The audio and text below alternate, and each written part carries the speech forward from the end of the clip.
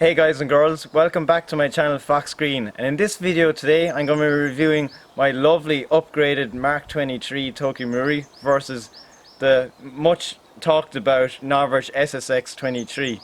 I'll be putting these two bad boys together, testing everything to see really what are the good and bad parts for the two guns.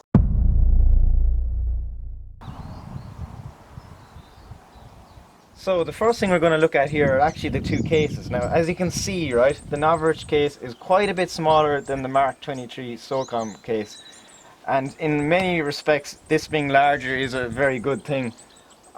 This is the same size case as the SSP1, so it's just the same case with just the rebranding on it.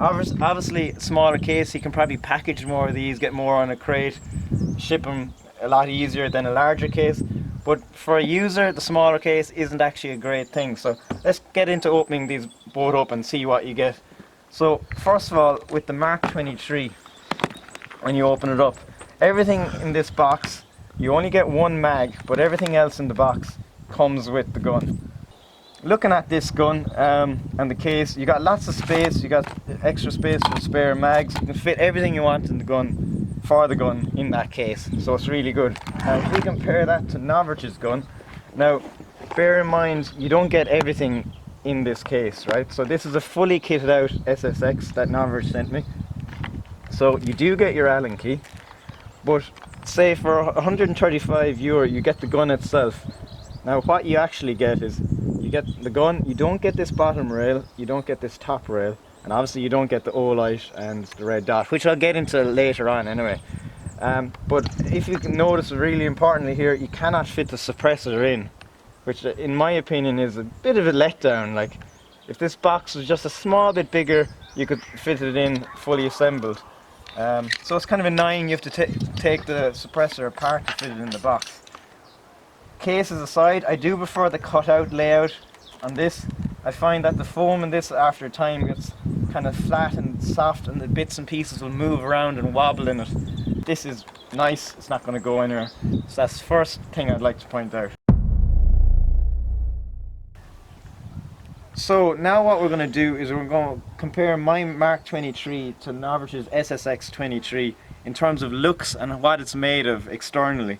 So as you might notice, this is a fully licensed Mark 23, so you've got your HK markings, government, you got your .45 cal, so it's a nice gun. It has all the lovely markings on it.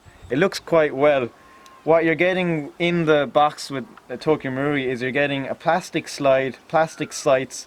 Now unfortunately my sight cracked off just after 2 games, and I don't think that can actually be replaced with a screw on the backside, so that's kind of a little bit annoying. But you're getting a gun with plastic lower, plastic upper.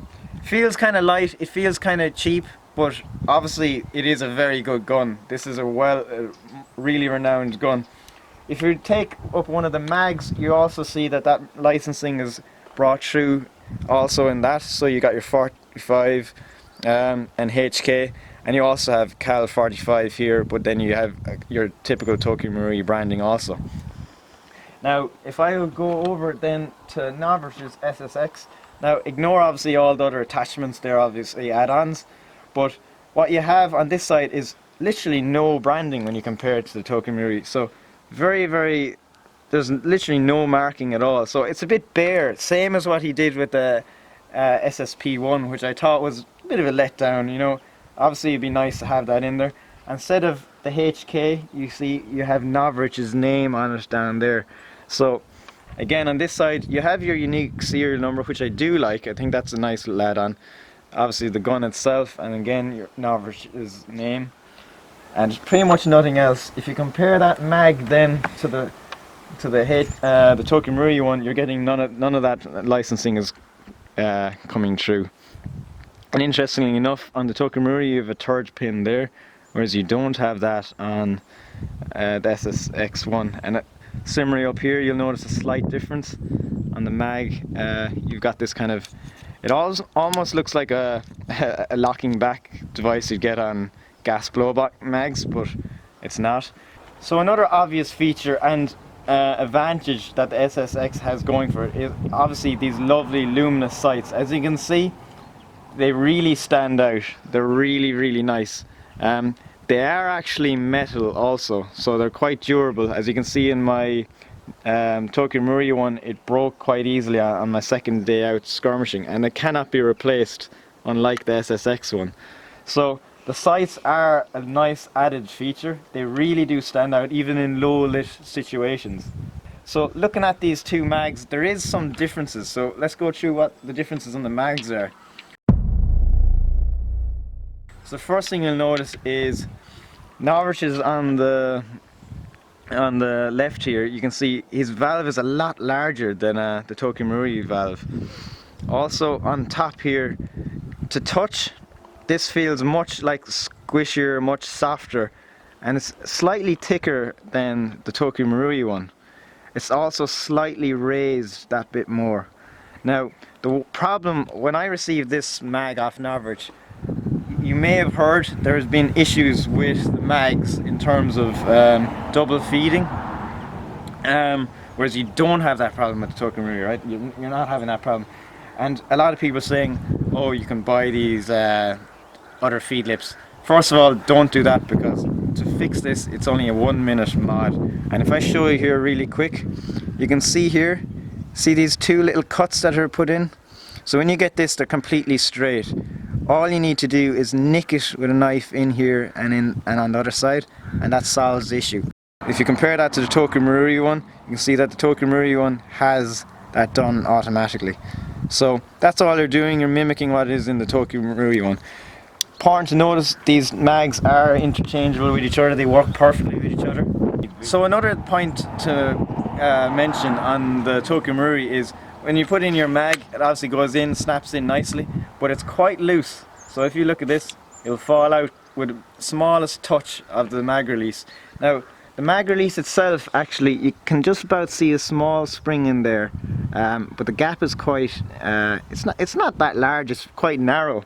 However, if we look at the SSX, right, if we compare them side by side, you can see that that mag catch in the SSX is quite large, and actually, to be honest, you may be able to get a bit of dirt in there, so there's quite a big gap and it moves a lot more. However, a feature I like with the SSXs, and a feature that Novristch made on purpose, was if you put in the mag in this and hit the button, it's not going to fall out. So you're not going to lose your mags on the field as easily. So you can see, no matter how much I press it, I have to just give it that little bit of pressure and it'll come out. If I use a Tokyo Marui mag in it, the same thing. So that is obviously tighter tolerances in here. So I think that's a nice feature, less likely to lose your valuable mags on the field. In the Tokyo Marui versus this, both these switches, the slide hold catches, in the Tokyo Marui it functions as a secondary safety. However, Novristch has actually removed that in the SSX23 on purpose, and in some regards I actually think that was a great idea, because when I first got my Tokyo Marui, I was playing a game where I had to take out a HVT. I was lying in wait in the bushes, waiting for him to pass me. I stuck up, but little did I know I had that hit. I stuck up, safety was off back here, and I was like, and then I got shot. And it was so annoying, because it was one of these big games where if you take him out, it was like, it'd be, you know, it was the thing to do. Nobody had ever taken the HVT out ever. So I was so annoyed by that. And funny enough, when I was looking and reviewing this, I found that Novristch, when he was gaming with the Tokyo Marui, he had that problem. And he originally on the SSX had the same feature, but now, as you can see, it doesn't affect it at all. The only way to apply safety is if the hammer is cocked, and it's like that. You cannot apply safety when the hammer is down. So that's important to note. That is the same on the Tokyo Marui. Again, if that's up, you cannot pull the trigger. If it's down, you can. If you try and apply safety like that, it won't work. You have to have the hammer cocked and then your safety up, and then it'll work. So I like the fact that he removed that secondary safety. One's enough, and that does cause people getting shot or not taking out their targets. And you know, I just think there's no need for it in real life. That's not how it should function, so why should it function like that? So I think fair play to Novristch on changing that out. So when we look at the silencers, right, we notice that they have the same kind of texture, same kind of look. However, this is more of a matte, and before this is painted, this is more of a shiny black color. When we look at the size difference, we have nearly 1.5 inches difference in size. The Novristch one is quite a bit longer. Diameter wise, they are the same, and they both are compatible with each other. So you can buy the Novristch one and you can stick it on the Tokyo Marui, or vice versa. Interestingly enough, as you'd imagine, this is longer and it is actually quieter. Now, we'll be testing the guns with a decimeter in terms of their loudness, both with and without suppressors. So we'll now go and check that out. Okay guys, now for the quietness test with the SSX23 to start.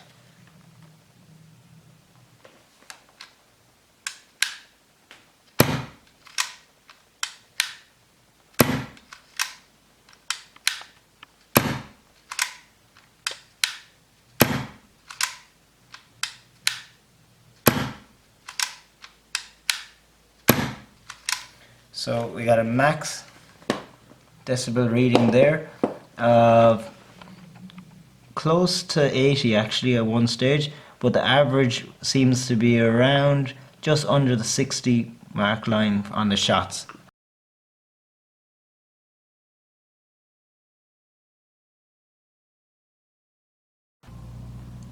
Okay, and now for the Mark 23, we'll test also the sound out on this and see how it compares to the SSX23.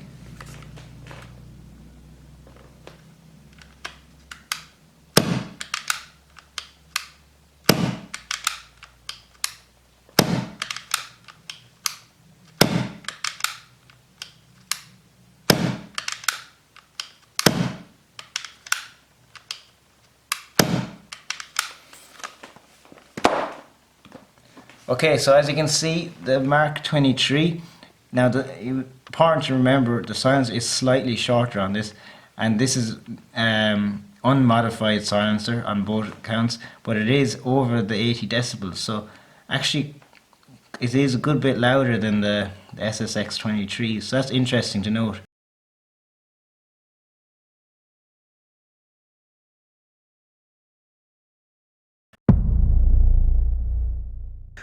Right, so now what I want to talk about is internally in these two guns, right?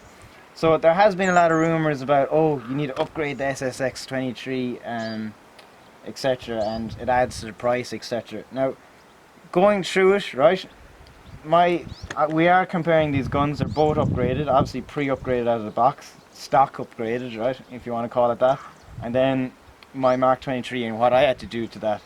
So important to note, when you get your Mark 23, it probably will struggle on the 1 joule to hop 0.28. That's what I found. I pretty much maxed out the hop up. So I did a few mods to that gun to get it up to scratch. Now, just bear in mind, in Ireland, these retail for about €190.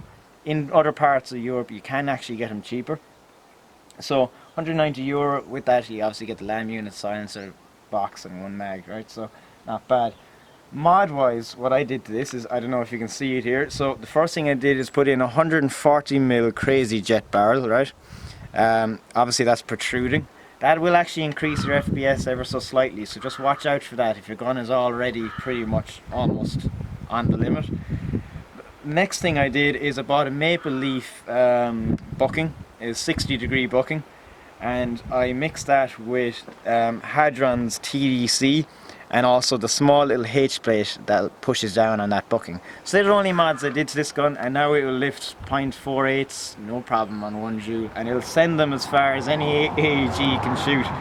The gun performs amazingly. Those upgrades, so if I include the cost of those upgrades on that gun, you're probably talking, the barrel is the most expensive part anyway. You're probably talking about €250. That's what this gun cost to perform. €250, and then of course, while the mods are easy to do, they only take a few minutes to put in. Some people just don't like doing that, or some people still actually manage to mess it up. But So that's the Tokyo Marui. So when you compare that with Novritsch's SSX, again, what comes pre-installed is a maple leaf hop-up. You get a TDC, but it's his own TDC. Again, as you can see, I'm rocking the single screw on both, right? Now, some people are saying, oh, you need to put the double screw on this, it's better. Interesting enough, that's not true, and I'll explain it all to you very soon. The barrel in this gun, guys, is also a 6.03mm Type bore. It's a brass barrel. It seems to perform quite well out of the box. Now, a lot of people are saying that the TDC that comes with the Novristch gun wobbles, and that is true. It does wobble when you take the slide off, but when you're shooting the gun and the slide is on, I don't know if you can see this, guys, there is no wobble, right? So that's what matters. People are saying, oh, when you take it off it wobbles a load. That's not going to have any effect now, and we'll test this in an accuracy test anyway. But I can see there, look, no, zero wobble, same as the Tokyo Marui. So it's irrelevant if the slide is off or not, because that's not how you're going to be using the gun. Now, another thing that Novristch has actually changed internally in this, the Hadron TDC has a small little plastic H plate that the screw acts on to increase your hop-up. Novristch has taken away that H plate and he's put in a metal flat plate. And this metal plate can only move up and down. It cannot move left and right, right? That's very important because it rules out the need to put the double screw component on. Because if you put the double screw one onto this gun, whether you screw the left one all the way down, the right one all the way down, or both of them all the way down, that plate can only go one way, which is down. It cannot tilt, making your BB fade left or fade right. In the Marui though, the double one will work in terms of making the BB turn left and right if there's accuracy issues, because you're acting on a small plastic plate which has left and right movement. So that's very important. So it rules out you needing to do that additional upgrade. Single screw works fine, you don't need to worry about that. So for this test I'm going to use the Neuropol green gas. So time to fill up the mags. So now, yep. So now we're just going to compare a few shots between the MK23 with 0.4 gram BBs versus SSX. Yeah? Yep. Now guys, we're just going to compare the SSX23 shooting. The same 0.4 gram BLS BBs.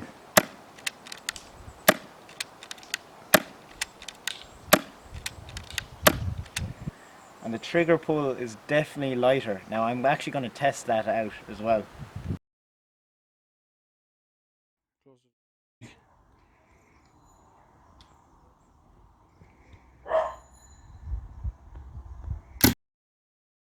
Another one. 0.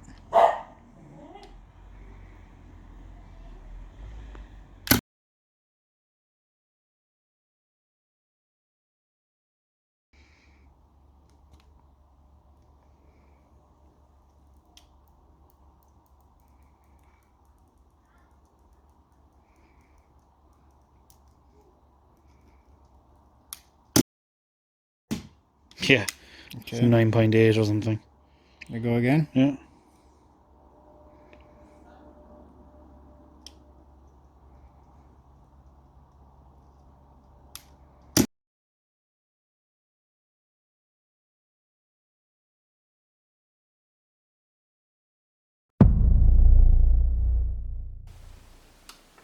Snap. Crackle and pop. Pop. Right, so as you can see we have this very dodgy setup here, but it should hold everything nice and still so you see exactly the performance that we're getting. So now we're going to pre-cock it to reduce the movement even further.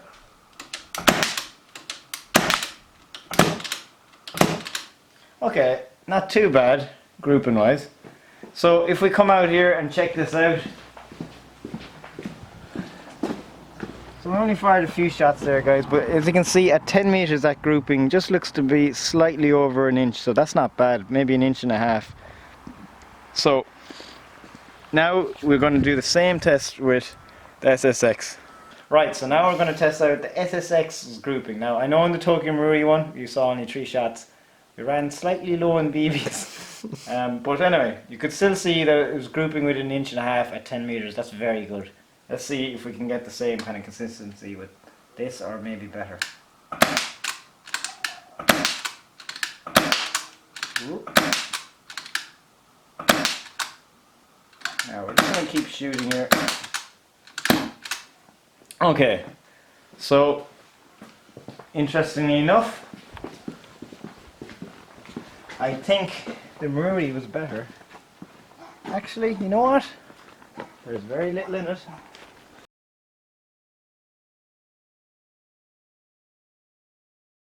So, very similarly here, you actually seem to be getting a grouping of 1.5 inches. So, I'm going to say at 10 meters, there's not really any difference. So the nice thing about the SSX23 is you can actually put on rails. Now it comes tapped for the top rail already, however the bottom rail it doesn't come tapped for. So when you buy the bottom rail, you actually get, interestingly enough, you actually get the drill bit needed to screw through the frame. Novritsch has also included 2 holes inside to mark where to drill to mount that bottom rail. But once you have the bottom rail on, of course you can mount things like a scope cam. And because this gun obviously can shoot so far and quite accurately, scope cam actually isn't a bad idea to rock with this. So I'd also like to mention the red dot on here that Novristch is selling. So this is retailing for like €68. It's very, very good. I must say that the red dot itself is very fine, very bright in daylight situations, and the controls, the elevation and the windage are very, very nice, very, very fine. The buttons also and brightness can be the brightness can be changed up and down. So it's actually a very, very nice red dot. Something that would be perfect for any gun, really.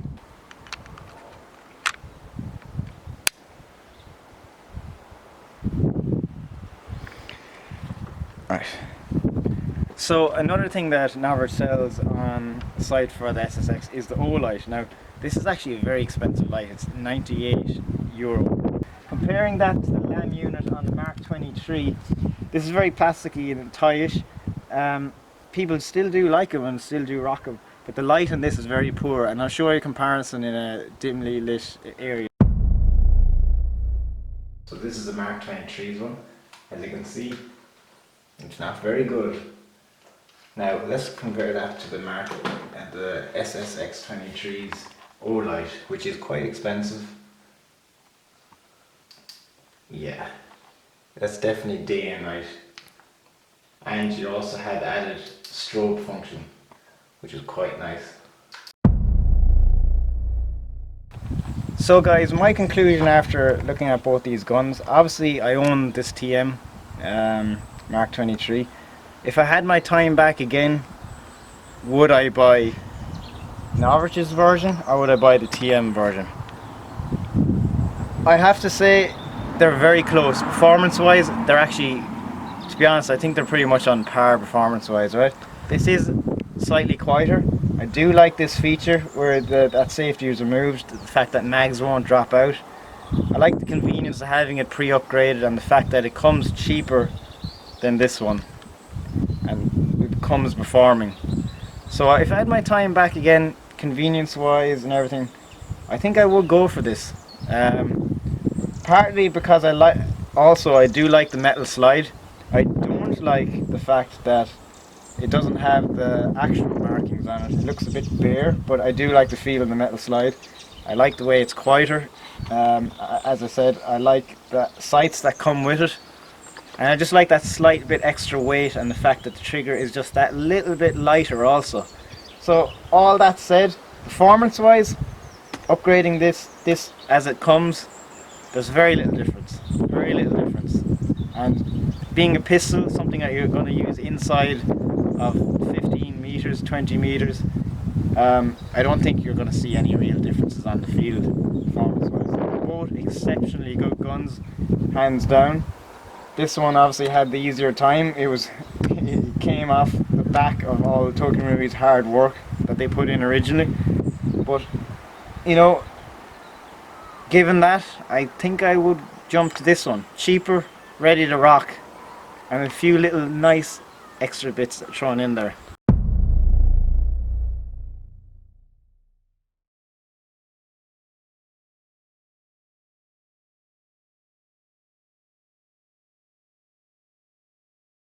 So guys, I hope you thought this video was very informative, very honest. I definitely like to think I looked at this objectively, picking out the good bits and the bad bits of both guns, and I hope this informs you into getting the right one for you. However, I must say, either of these guns are very good, and you won't go wrong if you buy either of them. If you want to do further upgrades to the SSX, you can, but you're going to get very little differences. Obviously, you'll have to do your upgrades to TM. But all in all, guys, brilliant guns out of the box. So I hope you like this movie, and don't forget to hit that notifications button and subscribe to see more videos like this in the future. Thanks again for watching. See you guys.